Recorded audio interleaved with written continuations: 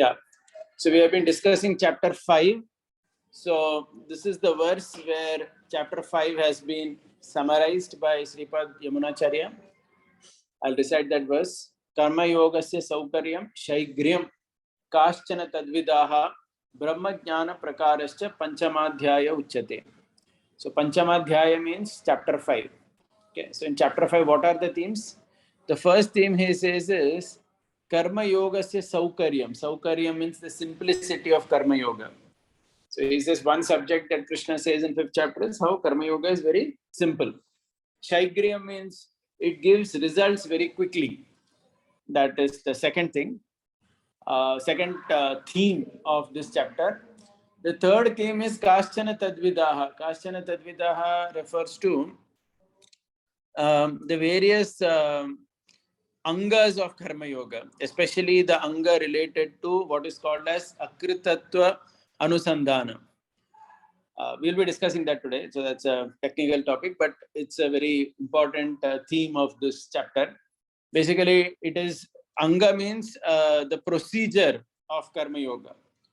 And the essential procedure of Karma Yoga is to not think oneself to be the doer. So we will be spending some time on that. That is the third part of the 5th chapter. And the final part is Brahma Jnana Prakarascha. Brahma Jnana Prakarascha means Brahma means the different Atmas. Jnana Prakarana means how to see everyone equally. You know, this whole topic of Samadarshanaha. It is very nicely discussed in this particular chapter, Samadarshana. So in this way, there are 4 topics which are part of the 5th chapter, right? So we will now go into the verses and then we will also be seeing the translations and explanations. So last time I had already done the first 4 verses. So a quick recap is that in the opening verse of the 5th chapter, Arjuna is asking about, you had said 2 methods. One is about Jnana Yoga, Sannyasam Karmana, and then Yoga. That is Karma Yoga. Please tell me which of the 2 is more beneficial to me. And Krishna very clearly states in the 2nd verse that Karma Yoga Vishishyate, that Karma Yoga is better. Okay.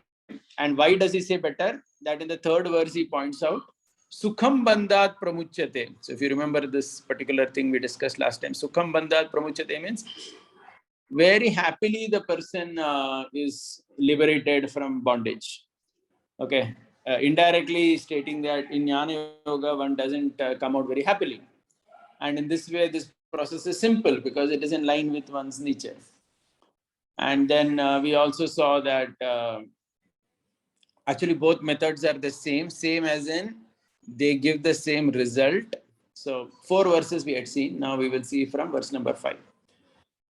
Yat sankhyaif prapyate sthanam tadyogairapi gamyate ekam sankyam cha yogam cha yapashyati sapashyati. So the translation of the 5th verse goes as follows.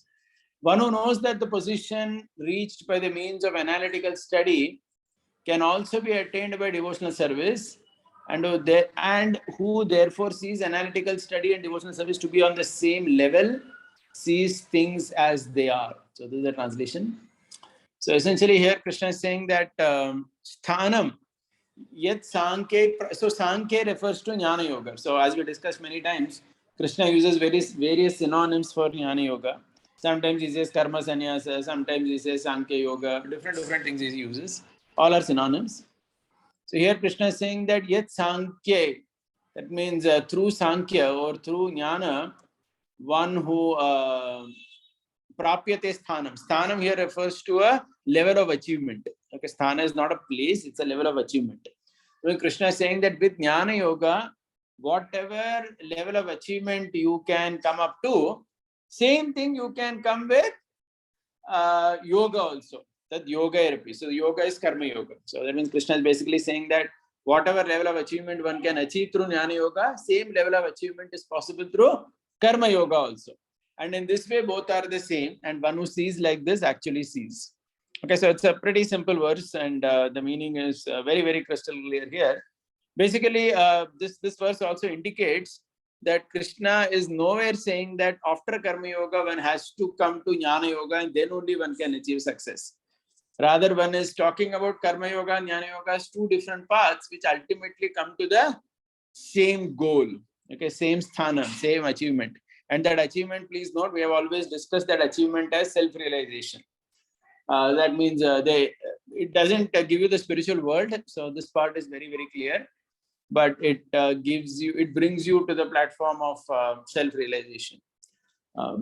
Something like that. So that is what is being said here, right? Krishna is using a very common phrase that people use in ordinary language. Yap pashyati sab pashyati. That means one who sees like this actually sees.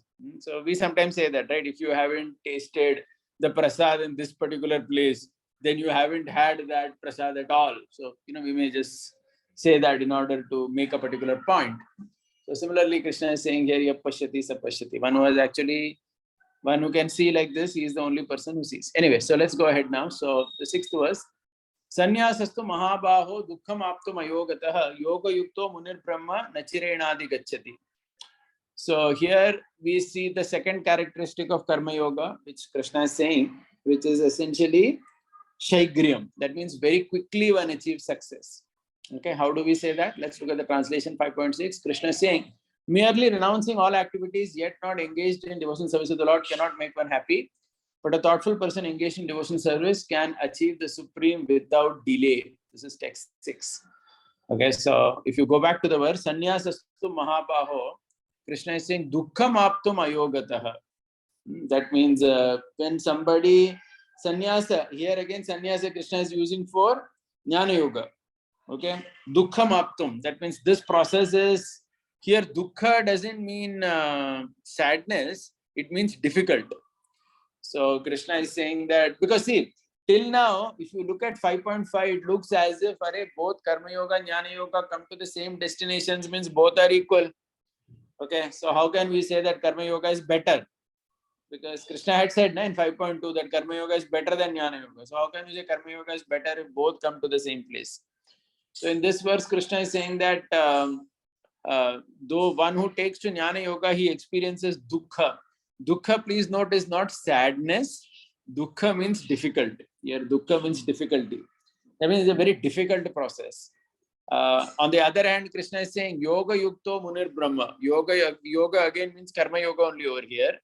That means one who does Karma Yoga, reduces one's sins, reduces Rajoguna, Tamoguna, and then finally does Dhyana, that path, Karma Yoga. One who does that Karma Yoga, and he's called as a Muni, mind you. Munir Brahma. Now, interesting, why he's called as a Muni? Because as we have discussed in the 4th chapter of Bhagavad Gita in great detail, that the person, the Karma Yogi who is there is the Jnana part of Karma Yoga, right? Which he is constantly thinking about. That means the mood, the thought process behind why he is doing. We discussed that when we spoke about the 4th chapter. So that is why this Karma Yogi is called as a Muni. Muni means a very thoughtful person who is doing manana.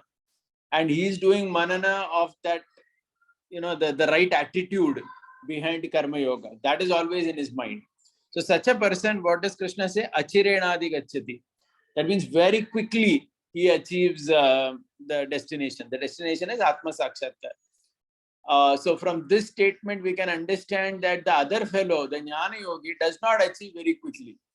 Okay, so, right, he does not achieve very quickly. Thus, we can understand basically in these set of verses in the 5th chapter that Karma Yoga is simple and also it is quick. The results are quick. So this is the first 2 parts of what Yamunacharya said. Karma Yogasya, this particular verse, Karma Yogasya Saukaryam Shaigryam. Saukaryam means it is simple and also it is quick. Okay, because it is simple, as we have explained, because it is in line with one's nature. So it's very simple to do. And it is also quick in terms of giving one the results. But one has to do it the way Krishna has spoken about. So now we are going into a very interesting territory where Krishna is going to speak about some characteristics of how one should do Karma Yoga. So this is what will be our main focus. Of course, before that, there is one more verse we need to discuss, and then we will be going into the part of Gita where Krishna discusses how Karma Yoga must be done. So Yeah, so this 5.7 is the last verse of this particular series, the first series. Yoga yukto vishuddhatma vijitatma jitendriya sarva bhutatma bhutatma kurvan napine libhyate. So the translation is one who works in devotion, who is a pure soul and who controls his mind and senses, is dear to everyone and everyone is dear to him. Though always working, such a person is never entangled. So we will come to that verse again. Yeah. Yoga Yukta. Again, here Yoga Yukta means Krishna is talking about Karma Yoga only. Vishuddhatma. Vishuddhatma means here Atma is actually the mind. It is Atma is not the soul over here. In this particular verse, Atma is referring to the mind. Vishuddhatma means the mind is cleansed. So by doing Karma Yoga, the person's mind is cleansed because the soul can never be cleansed per se. Right? It's the mind that becomes cleaned up. So the mind is cleansed. And why it is cleansed? Because of Karma Yoga. So how is it cleansed because of Karma Yoga? If you remember, we had discussed this repeatedly in the 3rd chapter, that when a person does Karma Yoga properly, then the Rajoguna reduces. Correct? So if you remember, we had that whole discussion in 3rd chapter Bhagavad Gita. When the Karma Yoga is not done properly, lust increases. So the Rajoguna decreases here, and because Rajoguna decreases, Raga Dvesha, that means attachment, aversion is also one is freed up from. One can handle dualities better of life. And thus he becomes a Vishuddhatma. That means his mind is cleansed. Because his mind is cleansed, he becomes Vijitatma. He is able to, he can control his senses. Jitendriyaha, that's the next part. Sarva Bhutatma Bhutatma, very interesting. Sarva Bhutatma Bhutatma means he now sees the Atma in every living entity, just like he sees himself. Okay, that means he sees a equality in people. So this is again very interesting. So this is the result of practicing Karma Yoga properly, that one sees everyone just like one sees oneself. Kurvan apina lipyate. Kurvan apina lipyate means nothing sticks to him. Kurvan api means he's doing action, but still he's not getting entangled. So that means he's not getting entangled even though he's doing all kinds of actions. Right. So these are very, very beautiful verses of the Gita where we can actually even, I just want to go into another topic here, to discuss one important point that when we when we read Gita or when we try to understand what Krishna is speaking in the Bhagavad Gita, the transformation that one undergoes, it's not always, it takes time basically, right? Because sometimes certain changes are very easy to accomplish in our life, like wearing a particular dress, wearing kantimala, wearing tilak. These are external changes which are pretty easy to do. But then there is something called psychological transformation. That means as a thought process, one has to change. One's thought process has to change, which is not at all easy. So just like, these are the verses where Krishna is expecting us to have a particular type of thought process, which is psychological change, which one is expecting. Okay, so which is very, very difficult actually for most people. But by repeatedly meditating on these words, pondering on this, sometimes it's possible to accomplish this as part of one's psychology. And if somebody actually does that, it is very well appreciated also. At this point, it is also pertinent to say that in Indians, in our culture itself, such a mentality has always been encouraged. And like I think I've given this example before, that when India and Pakistan, when they fight various wars, it has been seen sometimes that when the Pakistani people, when they kill some Indian soldiers, then they disfigure the body and they do things like that. But when Indians, they kill the Pakistani soldiers, they never do that with their body. The body is given proper treatment and it is, buried according to their religious rites, etc.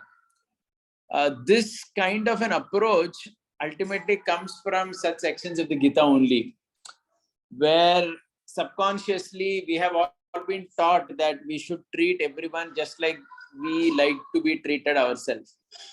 Okay, so even a criminal or a aggressor, even though he's caught and punished for whatever he has done, even the terrorist, when they come in, they may be shot dead for their mistakes that they did, but at the same time, they are given a burial according to their religion. That part is done. It's not that, so that part is respected. Okay, so this is, and this has been there always. Like if you see even Shivaji Maharaj, when he killed this Afzal Khan, he gave him a burial, right? He gave him a burial. So this is because of this whole thing that we are going to learn in the Gita, or we are learning in the Gita, where internally a particular type of neutrality is maintained, a particular type of similar vision, seeing everyone equally is done. So even in the Mahabharata, we see the same thing, that the Pandavas, at the end of the war, everyone was given the final rights. Right? It is not, there was no discrimination over there. This is our party, this is opposite party. So there is an equal vision over there. Even in the Ramayana, it is said that there are some stories, I think it's more folktale, but it says that Lord Ramachandra had the ability to get people back to life at the end of the war. Okay, and he would have even got the Rakshasas who were killed back to life, but the only problem was that Ravan had thrown their bodies into the ocean. Okay, so that is why they could, because Ravan had this whole thing that, he was running a propaganda machinery. Like some states are there which are running mainly on propaganda. So Ravan's propaganda was that he didn't want to showcase that too many of his people had died. So he had thrown the body into the ocean. So Lord Ramachandra could not get those Rakshasas back to life. But otherwise, this concept of seeing everyone equally exists not only in theory in the Bhagavad Gita, but also in a very cultural way in India. Right? Whether we see our itihasa like Ramayana Mahabharata, whether we see the itihasas of people like Shivaji Maharaj, or whether we see contemporary actions in Indian armies, etc. Right? So the same principle is being maintained. Sarva Bhutatma Bhutatma. Let's try to have an equal vision with everyone. Okay, now why is this coming? So the next part of the Gita, this is very, very interesting. And this is the main section that we will try to focus on in the next 20 minutes, where Krishna is basically talking about how one should do Karma Yoga. Okay, the procedure. This is what Yamunacharya talks as Kaschana Tadvidaha. So if you remember, I had said this, right? Karma Yogasya Saukaryam Shaikryam. That means Saukaryam Shaikryam is simplicity and effectiveness in giving fruit. But the third part is Kaschana Tadvidaha. That means the procedure of Karma Yoga. Okay, the procedure, the steps. So this is the next part of the Gita, which we are going to discuss. And it's very, very interesting set of verses, which we can repeatedly meditate upon. So I'm just reading the verse. So I will read 8 and 9 together, because that actually forms one set of verses. Naiva kinchit karomiti yukto manyeta tattvavit pashyan shrinvan sprishan jigran shwasan gachan swapan shwasan. Pashyan shrinvan sprishan jigran ashnan gachan swapan shwasan. I'm sorry. That is 5.8. I will also read 5.9 because these two verses are treated together. Pralapan visrijan grinnan unmishan nimishan napi indriyani indriyarteshu vartanta iti dharayan. Okay, so these are two beautiful verses, and let us try to see what Krishna is saying. So basically, here, Krishna is introducing the concept of how Karma Yoga is to be done. The procedure of Karma Yoga is externally you are involved, but internally you are detached. So it's an amazing thing. And somebody who doesn't understand this will never be able to appreciate the Karma Yoga part of Gita. So Krishna is basically, so let's read the translation first and then go into the discussion. Look at 8 and 9, Krishna is saying, a person in divine consciousness, although engaged in seeing, hearing, touching, smelling, eating, moving about, sleeping and breathing, always knows within himself that he actually does nothing at all. Because while speaking, evacuating, receiving, or opening or closing his eyes, he always knows that only the material senses are engaged with their objects and he is aloof from them. Okay, so what is basically happening is, in these set of verses, Krishna is discussing 3 sets actually of things that we do. One is with our Jnanendriyas, one is with our Karmendriya, and one is with our Pranavayu. So please try to understand. There are three sets of actions that we do in this world. One is with our Jnanendriya. Jnanendriya means knowledge acquiring senses. Like Pashyan. Pashyan means to see. Shrinvan means to hear. Sprishan means to touch. Right? Then similarly, Jigran is to smell and Ashnan is to taste. So first, Krishna is talking about 5 Jnanendriyas. So these are the 5 Jnanendriyas. Then Krishna is also talking about the Karmendriyas here. So where is he talking about the Karmendriyas? He's basically saying that Pralapan means to speak. Speaking is the Karmendriya. Visrijan is the 2 evacuation senses. Malamutra, Adi and all that. Visrijan. Grindan is to accept. That means with the hands, you accept something. Gachan is to walk. Gachan is to walk. So these are the 5 Karmendriyas. So we do things with our Jnanendriya, we do things with our Karmendriya. And interestingly, Ramanujacharya says that we do things with our Pranavayu also. So Pranavayu, that is why these things are mentioned. Nimishan, Unmishan. That means opening and closing of our eyes. Okay. And similarly, sleep, Swapan. So it is said that these are all possible due to Pranavayu. Okay. Opening your eyes, closing your eyes, and even sleep is said to be a result of properly functioning Pranavayu.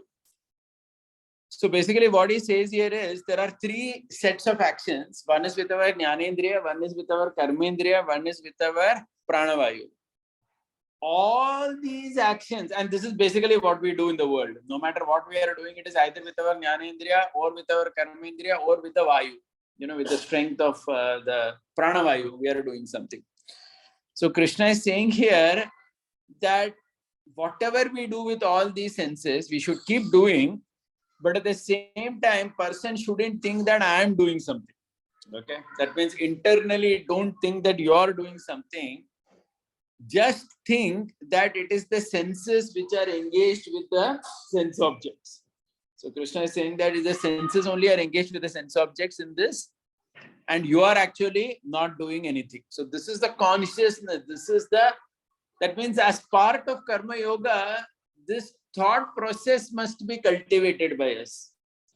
And to the degree we have cultivated this, to that degree we understand from the Gita that one is an evolved Karma Yogi.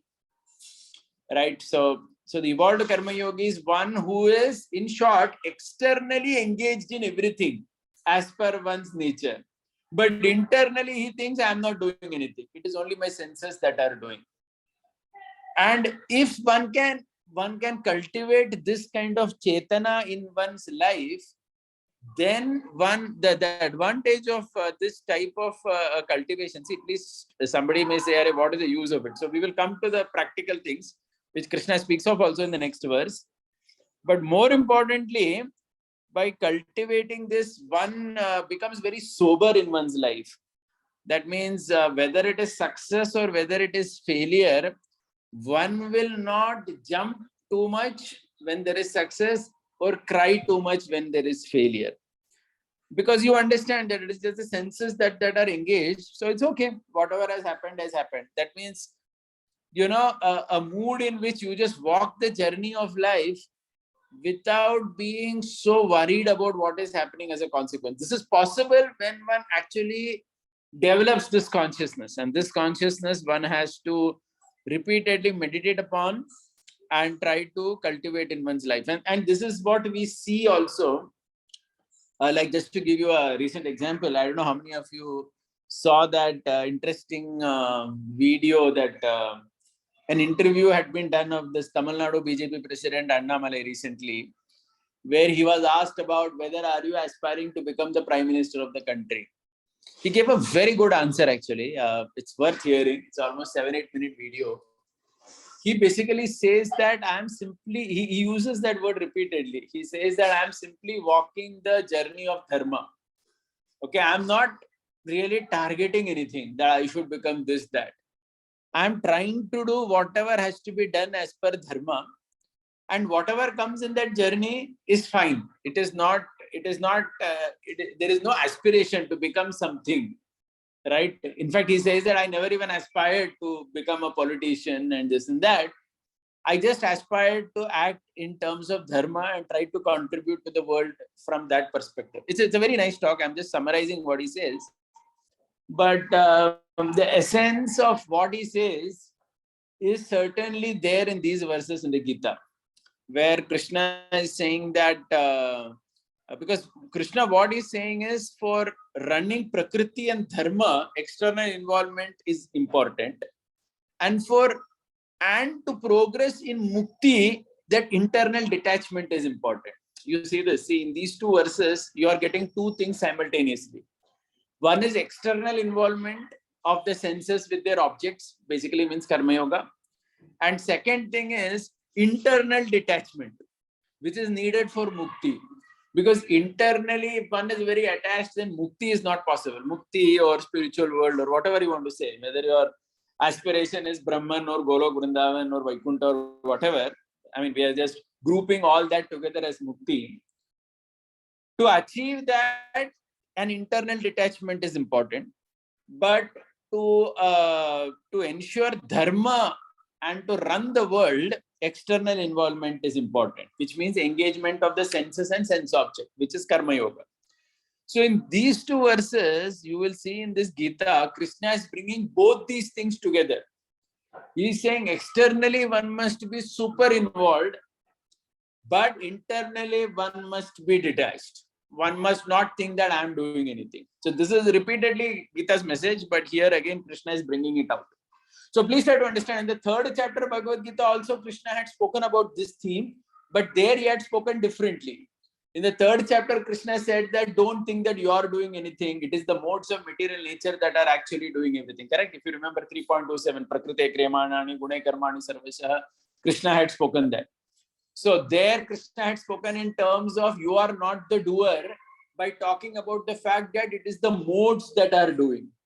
But now in the fifth chapter, Krishna is bringing all these examples of our Jnanendriya, Karmendriya and our Pranavayu to say that each of these senses, let them be engaged with their sense object as per the need, but internally think that you are not doing anything. It is only the sense that is engaged.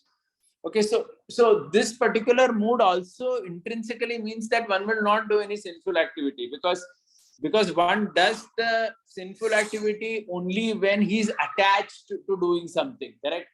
If one is able to maintain this kind of a disposition that I am not the doer, it is only the sense that is engaged as per the need, then there is no question of doing any nonsense in life. So that part is also taken care.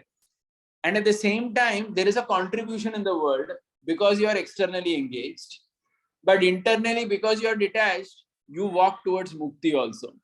Okay, so the problem with most people, including Gandhi, for example, who tried to study the Bhagavad Gita is, he never understood this dynamics, that Gita is not only talking about Mukti or that internal journey where there is withdrawal, but Gita is also talking about the external action where you have to be engaged. Okay, so this part is there.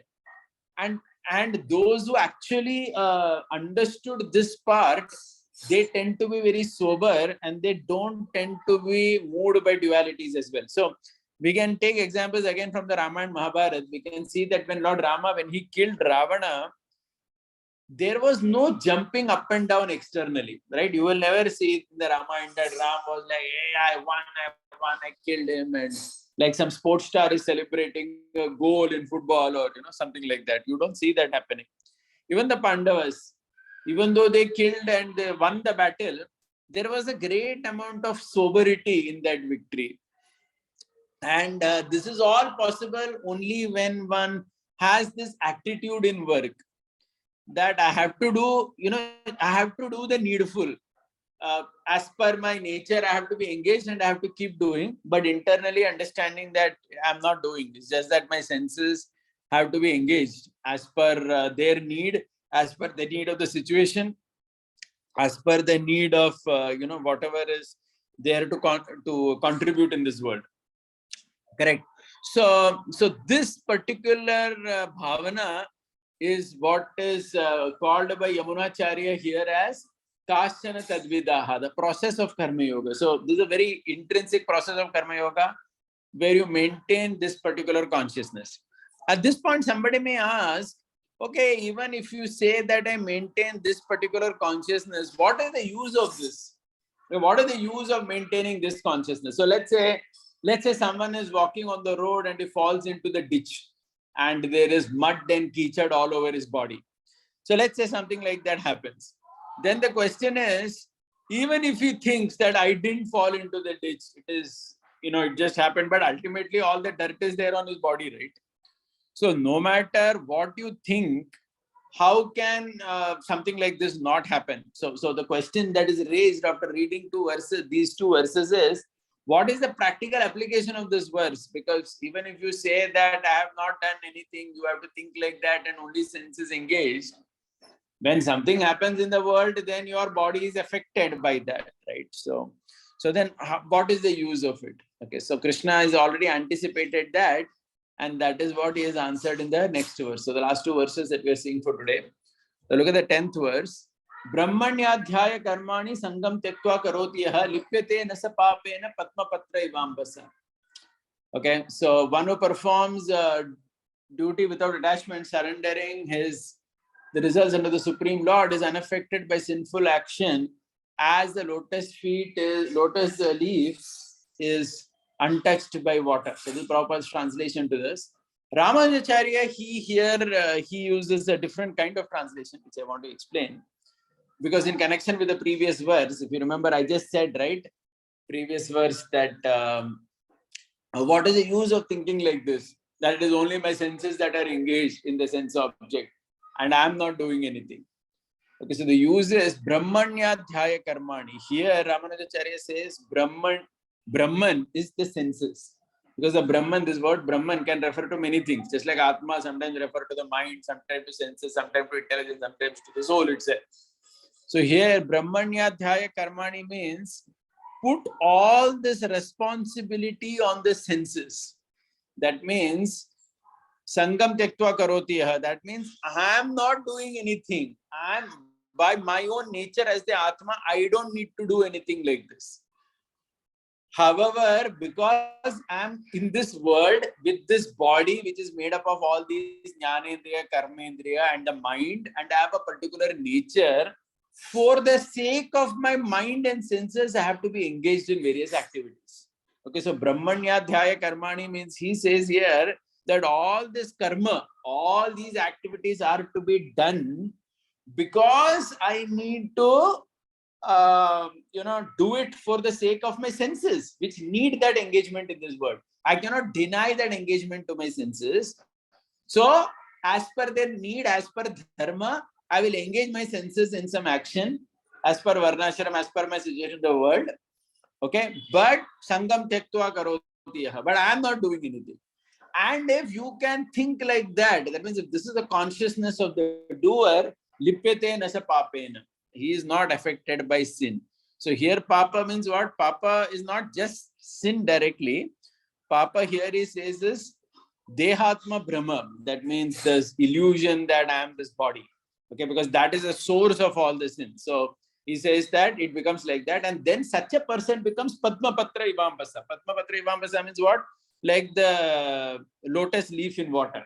So the lotus leaf in water, if you put the lotus leaf in water, we all know that the lotus leaf does not get wet. It's such a beautiful thing if you see, the lotus leaf can be in water, but it doesn't get wet at all. Similarly, the karma yogi can be in this world, but not affected at all. So Ramanujacharya says the opposite. If you are not having such consciousness, then the materialistic person, he's not like the lotus leaf in water. He's like the cloth in water. Okay, so suppose if you put a cloth in water, we all know what will happen, right? The cloth is completely drenched. It becomes completely wet, permeated by every molecule in the cloth is filled with that water, and it becomes completely affected by the water. Unlike a lotus leaf, which when it goes into water is not affected at all. So he basically says that the karma yogi is like the lotus leaf in water, whereas the materialist is like the cloth in water, which becomes completely affected. So how you don't become affected? By having this understanding, Brahmanyadhyaya karmani, that I have done all these things because my senses need that engagement.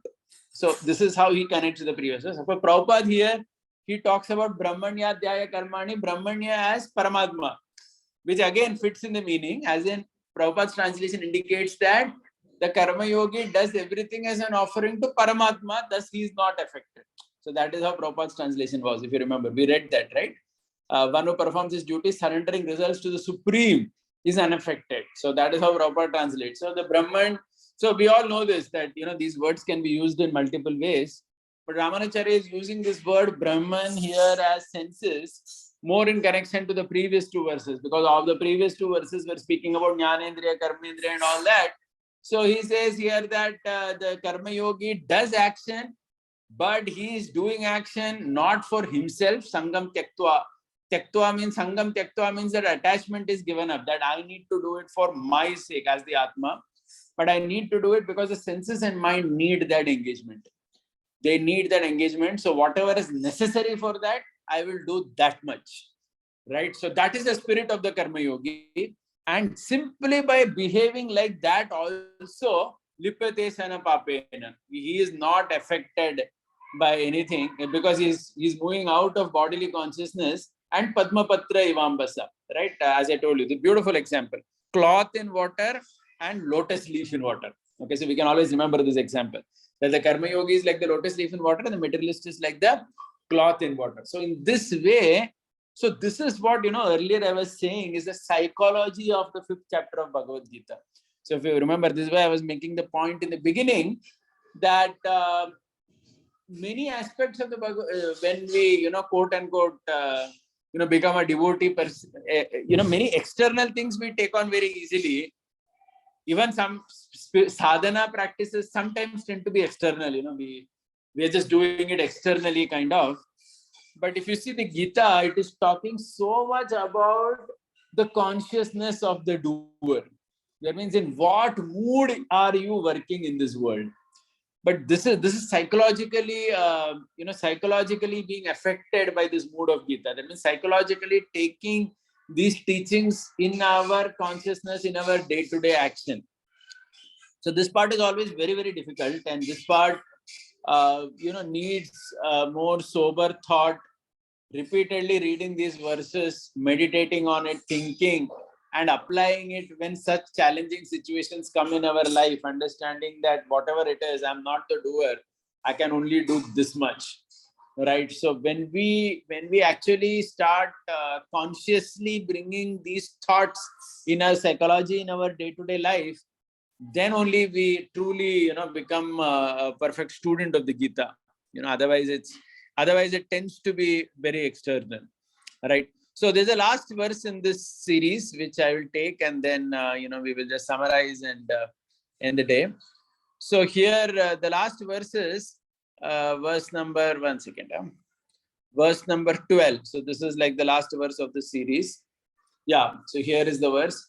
Yukta karma phalam tyaktva shantim apno. Sorry. I just did 10. I think I have to do 11 and 12. Sorry. 2 more are there. Yeah. We are at 5.11. Kayena manasa buddhya kevalair indriyarapi yogina karma kurvanti sangam tyaktvatma shuddhaye. Okay. So this is the 11th verse. There are 2 more verses in the series. So we're doing the 11th one. 11th one, Krishna saying the yogi abandoning attachment acts with the body, mind and intelligence and even with the senses only for the purpose of purification. Okay, so this is the translation of Srila Prabhupada. So what Krishna is saying is, Krishna is giving an example. See, Krishna always, when he speaks a concept, he says that people in the past have also done it in order to emphasize that I am not telling you something new. So what is Krishna saying here? Krishna is saying yogina karma kurvanti.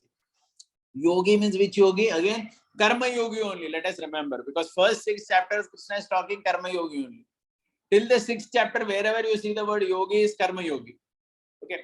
So yogina karma kurvanti. This is how karma yogi is functioning. Sangam tyaktu atma shuddhi. Atma shuddhi means for his atma shuddhi is working. How is he working? Kayena manasa buddhya. Kayena means with the body, mind and intelligence. Kevalair indriyairapi. Now, Kevalair indriya, Kevala also means only. Kevala. Keval iske liye. We say na in Hindi also, Keval. So Keval means only. That means, again, this is Ramanujacharya connects this verse to the previous two verses, 5.8, 5.9, where Krishna said, right, all these things you have to do because your senses need that engagement. So here Ramanujacharya says, Krishna is saying that with your body, mind and intelligence. Now please note intelligence, Ramanujacharya always defines intelligence as that determination to act in certain ways in this world. That is how he calls as intelligence.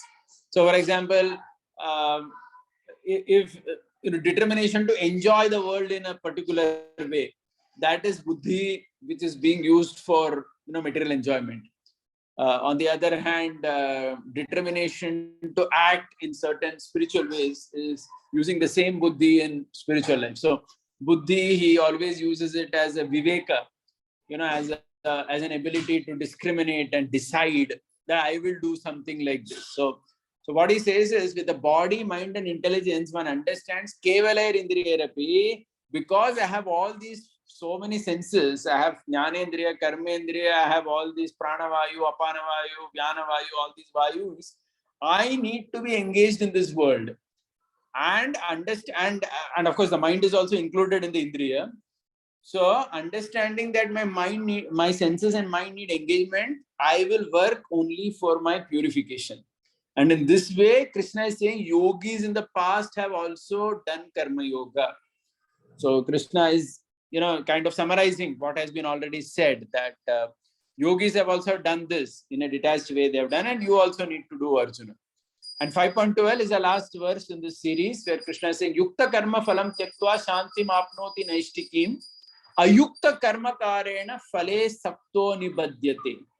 Okay, so reading the translation, the steady devoted soul attains unadulterated peace because he offers the result of all activities to me, whereas a person who is not in union with the divine, who is greedy for the fruits of his labor, becomes entangled.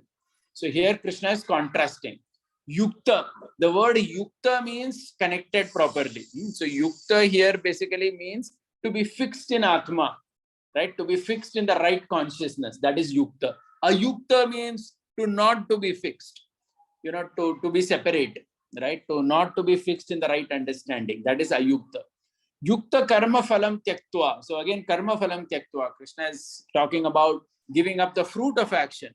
So Krishna is saying that one who is fixed in the proper knowledge, he gives up the fruit of action, right? That means he is not attached to that enjoyment and all that is there. So please try to understand.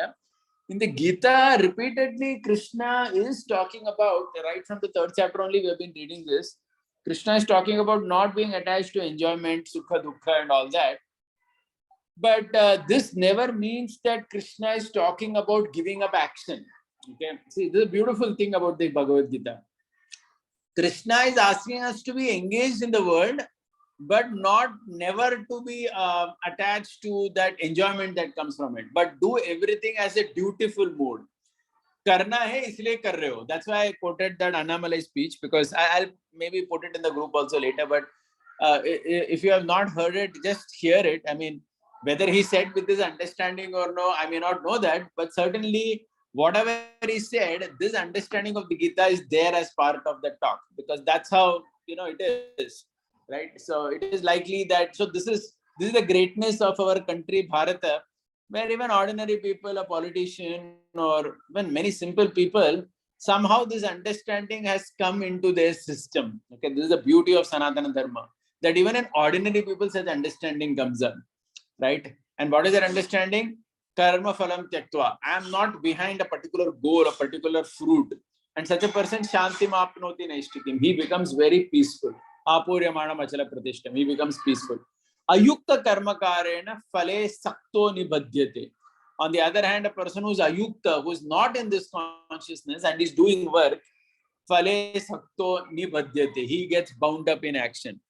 Okay, so he gets bound up. So here that section ends where Krishna is basically talking that I am not the karta. So that part Krishna is actually ending over here.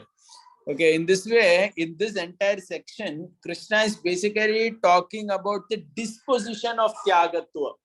This is what we could see. correct? So Tyagatva is the disposition of Karma Yogi. What is the mood behind doing action? Actually, Gita is all about that. It's not just about the external thing. It is about the kind of consciousness you are cultivating in your thought process, which will manifest in your day-to-day interaction with your family, society, everything. And that must be there. Only then one is said to have really applied Gita in his life, correct? Because the Gita is very clear that sannyas is, because even if you see Sanatana Dharma, sannyas as a position was given very rarely, correct? Only Brahman got sannyas. And that also not all Brahmanas took sannyas. Brahmanas who were teacher, pujari, none of them took sannyas. Only generally the Upanishadic Brahmanas, that means who are, talking about Upanishad on that marga, they may have taken sannyas. But otherwise, but the Gita talks about this disposition, which is mandatory for everyone. And I think this is something that we all need to think about and see how to apply in our life. So just summarizing in a minute, today we were reading about from 5 to 12, about 7 verses we read. We said that Krishna speaks in, Yamunacharya talks about this chapter as Karma Yoga says, Saukaryam Shigram Kaschana Tadvida. Saukaryam means simplicity, Shaigriyam means quickness in giving result, Kaschana Tadvida means the process. So 3 things Krishna Yamunacharya says, which we discussed today. And we discussed mainly the verses we saw were the 5.9, 10, 11, etc., where Krishna is talking about external action in the world, but internal mode of being detached, which is a very, very high platform Krishna is expecting. But that is actually the platform of Karma Yoga, which Krishna expects all of us to come up to. Right? So with that, we will end, and maybe we.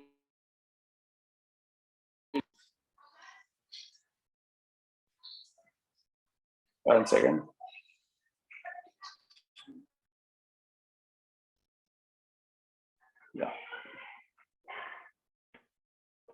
Yeah, Hare Krishna. Let me see if there are any questions. Any raise of hand? I can't see any. Okay, yeah. Vaibhavananda, please go ahead. Yeah, thank you, Broji. 3 questions I have. First is that, this Acharyas, has any Acharya translated Karma Yoga as Bhakti Yoga other than Srila Prabhupada?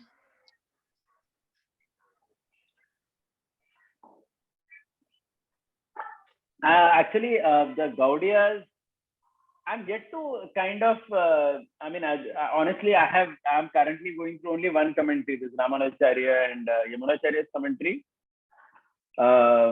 Otherwise, I really want to go through exactly what Vishwanath Chaudhary Thakur and Baldev Vidyabhushan say about it. Because, I have read that Surrender Unto Me book, but I'm not very sure if, that's like a word-to-word translation. Because what happens is, you will have to see their word-to-word translation. Then only you will understand how they have translated. So I will not be able to answer because I have not really gone through a wide spectrum of commentaries. Yeah. Okay. All right. Yeah, but technically it is very clear. Technically, the first 6 chapters are Karma Yoga only. So that part is, there is no debate on that as such. Okay. And second question is that, transformation is not permanent, Prabhuji. We see even, great people can also fall, or they may not behave even after being a very high degree of Karma Yogi or a Bhakti Yogi. Even after spending so many years, somebody may still be deviated. Generally, it is said that, like Krishna says, my devotee never perishes. So ideally, it should be like, one should, when one is practicing since years together sincerely, he should not have this fear of falling down. But it keeps happening now and every then. So where is the surety that a person will not be, going away from the path of bhakti, even after spending so many years? Krishna gives. I understood the point. See, my point to you is, even transformation, one should see it as a journey only. My point is that transformation also should be seen as a journey and not as a destination. There is nothing like, you have transformed completely. As in, because even if you see, even they say, even a pure devotee is always advancing only. He is not stagnant in his advancement, right? So why I'm making this point is very important to understand, especially in the practicing stage. In the practicing stage, it is but natural that our transformation, I mean, even though we are talking about this, if something untoward happens in our life, we would be temporarily affected by it. I mean, it is very theoretical to say that,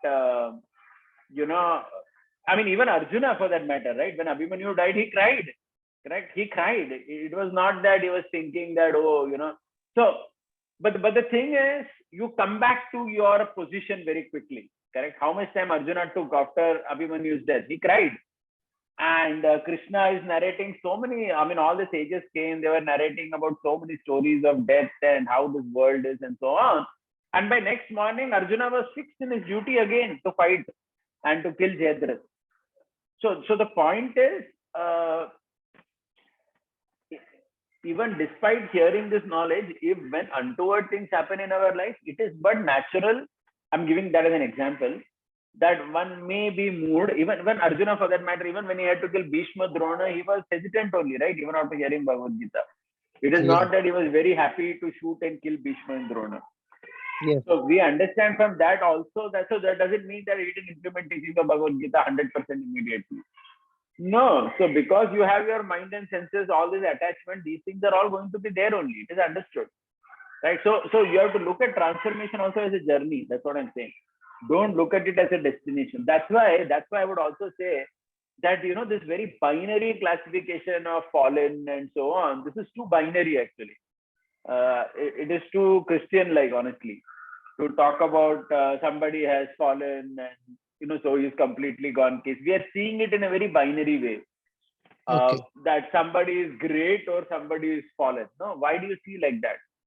See everybody walking on the journey, and when they are walking on the journey, once a while they will have their challenges and they will pick up from where they are and they will go ahead. If you look at it like that, then that is a more reasonable way of looking at people, rather than looking very hypothetically that one shouldn't fall at all. So that stage is a very high stage. That is possible. Krishna does talk about it in the Bhagavatam, in the Gita also. But so someone, he's saying like Jadbharat, Chitraketu. In Bhagavatam also we see so many examples, right, of people who fell away from the path and did a mistake and they come back. So that happens. So that's very natural. Okay. Just last point that, is it okay to, completely make somebody not to preach for life just because of some mistake? Or when somebody does a mistake, then, he or she should be permanently, not allowed to preach or do the preaching activities, may only be. I understood. From an organization perspective, there may be some rules that are made, but fundamentally, I believe that no one can be stopped in contributing. Okay, so everybody in the world wants to contribute something, right? I mean, everyone wants to contribute. So contribution of the person can never be stopped. But organizationally, some actions may be taken against somebody. That's a different matter altogether. But one will have to, but it is a duty of everyone to see that I have to contribute something. Because if your contribution is stopped permanently, then it is as good as death. Because what does it mean by staying in this world without contributing? That doesn't make any sense. Yeah. Okay. And how should we learn from that person? Whether we can learn from that person, hear him, or how it is? I mean. See, now again, organizationally, there will be a diktat, right? So that person cannot speak or we cannot hear, etc. So I would say that depends on one's ability to handle it. So if one can handle, so it's like, if you hear and if you're not, so see, that also depends on whether one has a relationship with that person from before. That would also be important, because then one will want to hear or be connected to him. I think, but the main lesson for all of us is that a fall down or anything like this can happen to anybody. So it's not to be taken So that's the nature of the world. Like, I mean, I look at it more like that. Okay, so it's not so serious as people may think of it. I'm not saying it is serious or not serious, but what I'm saying is that that is part of the journey of this world. It is expected. There's nothing surprising about it. If we Okay. are too surprised, then somewhere we have a very binary understanding of life. That's my only point. Okay. Well, thank you. Yeah. Thank Hi, Krishna. Yes, Mataji, Prabhuji? Haribam. Yeah. I don't know who is. Actually, I was trying to just continue that question. Yeah. I got a thought. Basically, now, like there's something what we preach, in the sense we tell from the Shastra, maybe our realization. Whatever. Sometimes somebody is found, in their practice, there is something which is not up to the standard. So how do we reconcile both?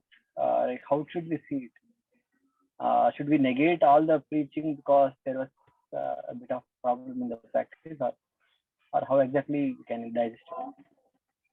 Yeah, I got it. See, certainly, that's what, man. To see things or people as black and white is always a problem. I think it also comes because when we glorify people like anything. That our glorification is only that such and this person is a pure devotee. So our glorification is also extreme. So because the glorification is extreme, when something wrong happens to someone, then the criticism is also extreme. Because balance was never there only, correct? So I think we have to appreciate people for their contribution. While understanding everybody has limitations, just that sometimes their limitation may be seen, too prominently due to some particular circumstance. But otherwise, I personally believe that, everyone, in this world, no, I'm not only talking about some great soul, etc.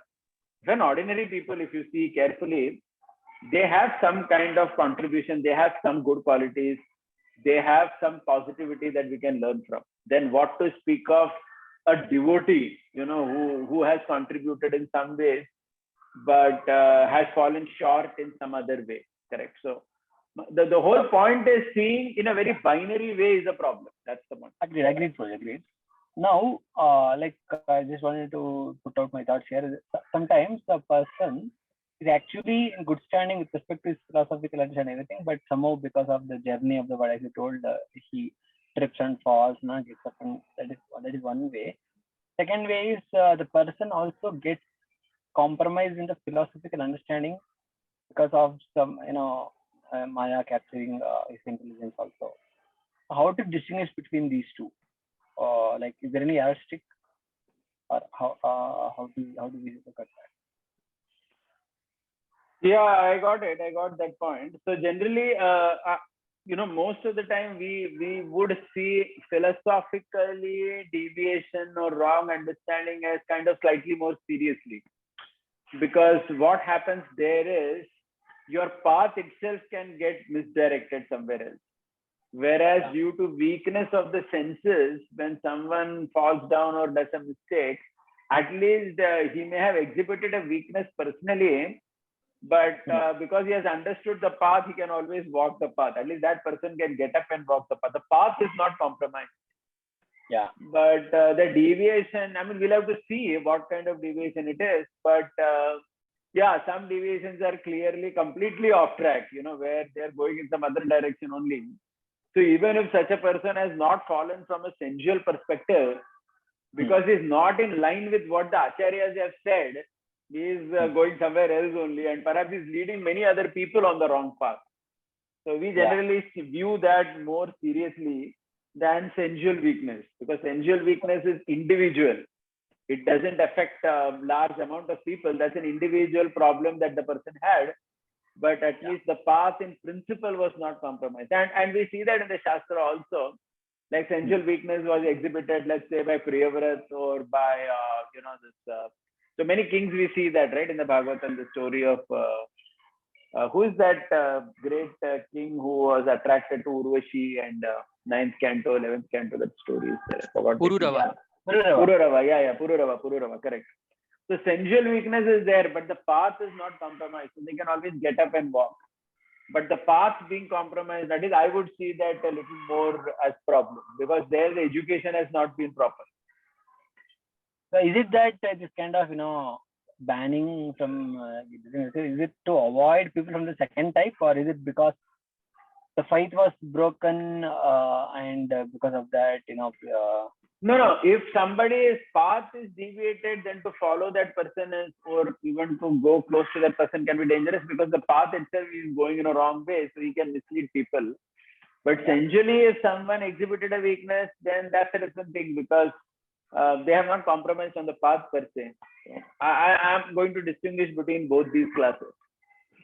I somehow feel that the second category is more dangerous for even public interaction, because they could, so unless somebody is very strong philosophically, that one understands the path and one can fight to establish the path, associating with such people can always, misguide or create confusion. So unless somebody is very strong in dealing with them. Correct. Yeah. Haribol. Thank you. Yeah. Hare Haribol. Krishna. Yeah. Yes, Mataji, please go ahead. This is a very amazing series, I would say, but my brain is not acting like a cloth, it's more acting like a lotus. So if my question is a little bit deviating, so please pardon me. So what my question is, like you said, a karma yogi is like a lotus in the pond. So how much material possession is a limit that you don't get deviated? I mean, like a materialistic person will not stop. A karma yogi should give or surrender everything to Krishna, whatever he's doing. But is there a limit to that too? Like if I have 4 houses, I'll keep earning and I'll keep building houses. So will that be a cause of deviation? Or I mean, I hope you understood what I'm saying. I got it. I got the point. See, per se, there is no limit on possessions. Like, for example, Pandavas are kings. So they are obviously, Arjuna is called Dhananjaya. He's accumulating wealth, right? That's why it's called Dhananjaya, one of the names of Arjuna. So accumulating dhana per se has never been a problem.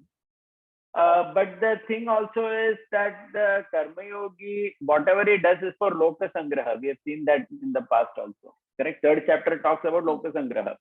That means he's doing Karma Yoga without attachment and also for the benefit of people in general. So the thing is, it's accumulating positions is not a problem, but ensuring that the positions in a way is also helping people in general, the welfare of all, that becomes important. That's why, charity is a very, very important part of Karma Yogi. We saw that in the 3rd chapter, we saw that in the 4th chapter, where Krishna talks about Dravya Dana. Dravya Dana means giving possessions in charity, giving cloth, giving food, giving education, giving various things to people, right? So for the overall benefit of the society. So this is something which is very important for a Karma Yogi, because if all the positions are only for for sense enjoyment, then that goes against Karma Yoga itself, because in Karma Yoga, as we are going to see in 5th chapter, sense enjoyment is not appreciated so much. So it will come later. All the verses like Yehi samsparshaja bhoga dukkha yone evate, all these Krishna is speaking in the 5th chapter to tell us that this is also the mood of a Karma Yogi, that I'm not here for my personal enjoyment. I'm going to do only what is essential, but I will be active. See, what happens many times is we confuse sense enjoyment, not enjoying the senses means withdrawal from the world. No, Krishna is not speaking like that. Krishna is saying be involved in the world, but still don't do things just because you want to enjoy, but rather do things for the benefit of the world in the general. So, right. So we can't go overboard both either way. One way to go overboard is to think that I must withdraw from sense enjoyment, means I must withdraw from action itself. That is one wrong understanding. Another wrong understanding is because I have to get involved in the world means it is just for self-enjoyment and just for that purpose. Yeah, see, it is understood that if one is in a particular position, then those kind of, like for example, if somebody is a king or somebody is a big businessman, then it is but natural that he will have a big car, to go up, because if he's a big businessman, it's not that he will be going in a Maruti 800 to his office. So it is but natural that some good facilities will be there for him or her. So that part is understandable. But the overall purpose of this entire thing is for benefit of people. So I think I just want to reiterate, I've mentioned this also before. A very good example of Karma Yogi was this, the father of Krishnachandra Prabhu. His name was Arvind Mafatlal. So he was very clear that the whole business enterprise that he had, the primary purpose was to serve the people. So, that whole family, they adopted this whole Chitrakoot district, and so much good work they have done in Chitrakoot district. If you go to Chitrakoot and see the hospitals, see the various institutions that they have established, it is very, very clear that their purpose of business itself was that.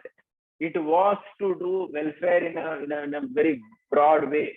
The temples that they made in Chitrakoot and so on. So I think that is also very important as part of Karma Yoga, which is obviously discussed in the 3rd, 4th, and 5th chapter. Is that okay? Yes, thank you, Prabhuji, for the clarification. Yeah. So buying houses is not a problem, but the thing is, what are you going to do with the house? If the houses can be used to the service of people in some wonderful ways, then that's perfect.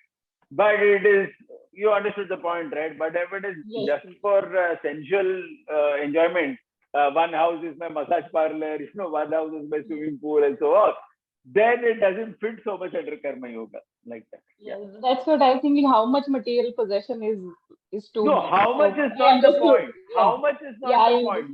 You can earn the whole world also, no problem. You can become like Bill Gates or Warren Buffett or who is that name, Elon Musk or whatever, no problem. Nobody is putting an upper limit. The cap on possessions does not exist. But the point is, what are we going to do with the possession? There is the question. Yeah, there is the question. Thank you. Hare Krishna. Yeah, Srila Prabhupada ki jai, Srimad Bhagavad Gita ki jai. Okay.